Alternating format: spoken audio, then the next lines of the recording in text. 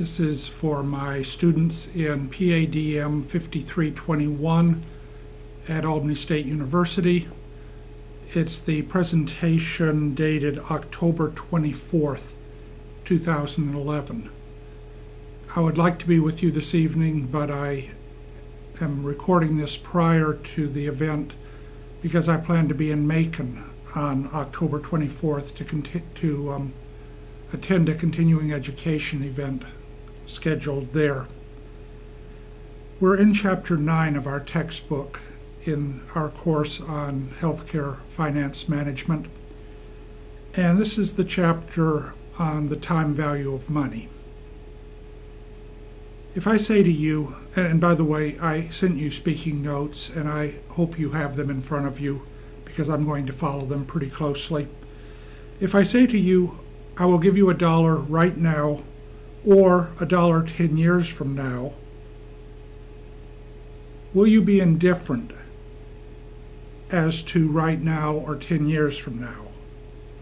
Even if you're not an economist, and perhaps especially if you're not an economist, you are likely to prefer to have the dollar right now. But what if I say to you, I will give you $1 right now or $3 10 years from now? You will probably think for a moment and say, go ahead and give me the $1 now.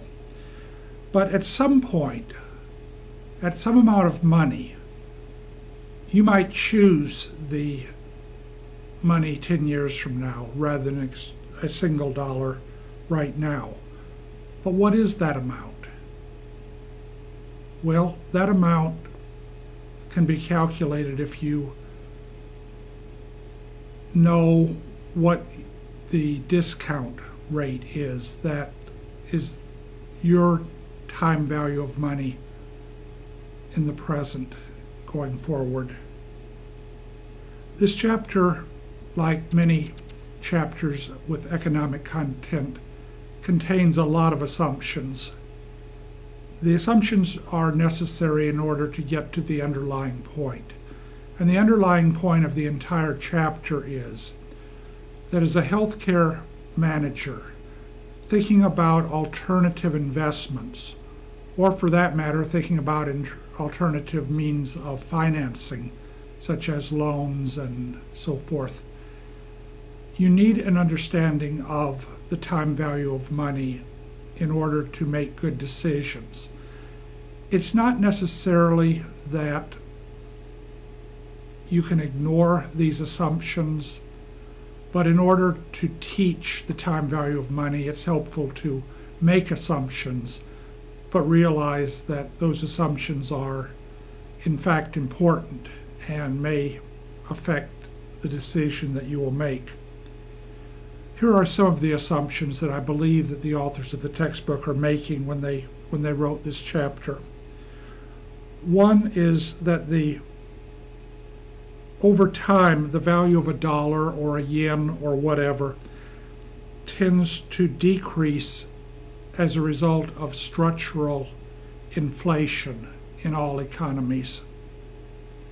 I remember many years ago when a hamburger was 35 cents.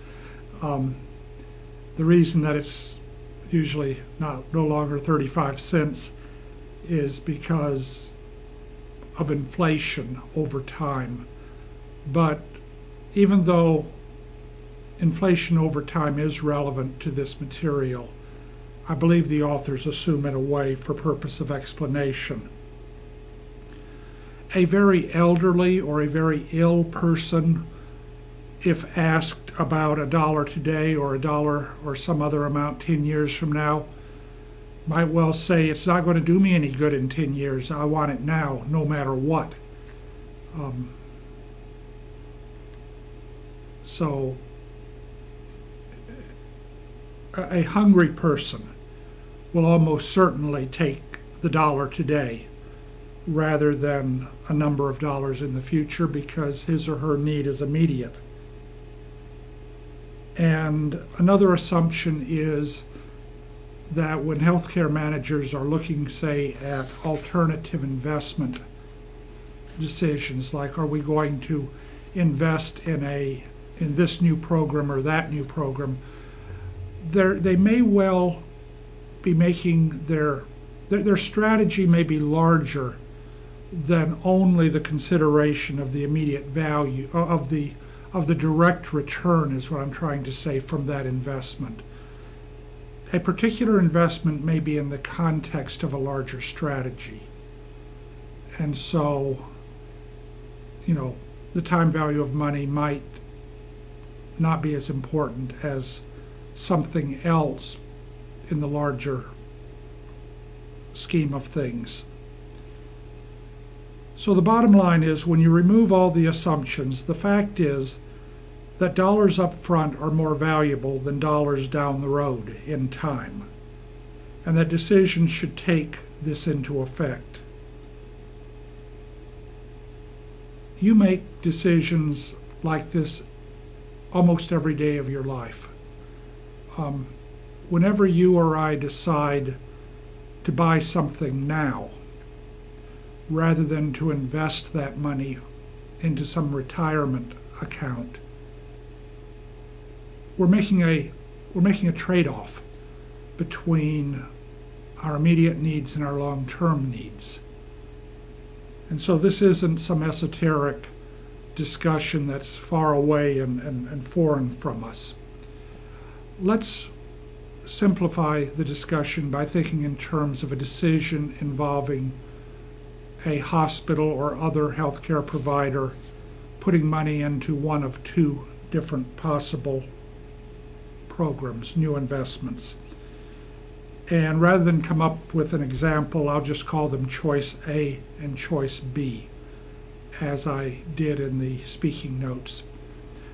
There's about a 10-minute limit on video in YouTube, so I think I'm going to break here and continue this discussion in the speaking notes at the point where we're looking at choice A and choice B and trying to understand which is the better choice when we focus exclusively on the costs and the returns, and we have different patterns of cost and returns over the life of the investment.